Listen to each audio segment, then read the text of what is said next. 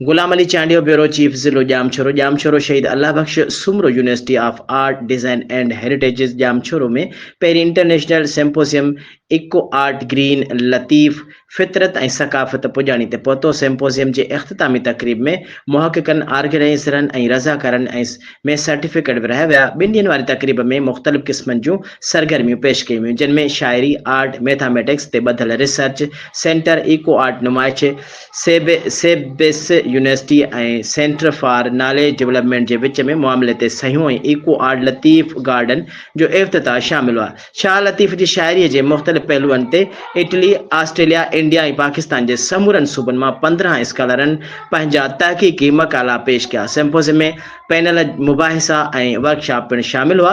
Art council of Pakistan कराचीअ में मुनक़िद कयल पुॼाणी वारी तक़रीब खे ख़िताब कंदे सेबस यूनिवर्सिटी जे vice chancellor professor doctor Arabella Bhutto चयो त शाह अब्दुल लतीफ़ इंसानियत, मोहब्बत, अमन ऐं ख़ुशहाली ऐं मुसबियत जो पैगाम ॾिनो ऐं सेबस यूनिवर्सिटी उन पैगाम खे हथी ॾींदे पंहिंजो नारो बणायो आहे।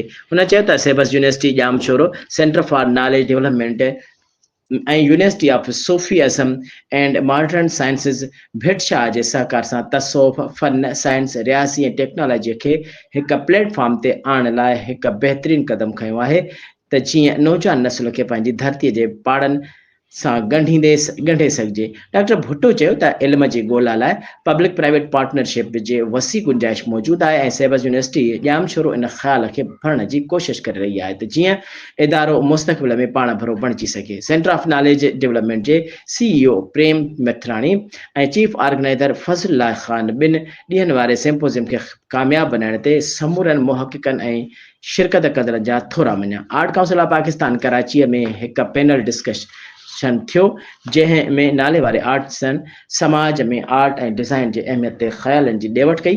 कॉन्फ्रेंस जी पुॼाणी मौसीक़ी जे प्रोग्राम सां थी, जंहिं में मशहूर गुलकार डॉक्टर ज़ुल्फ़िकार कुरैशी हिन जो मुज़ाहिरो कयो।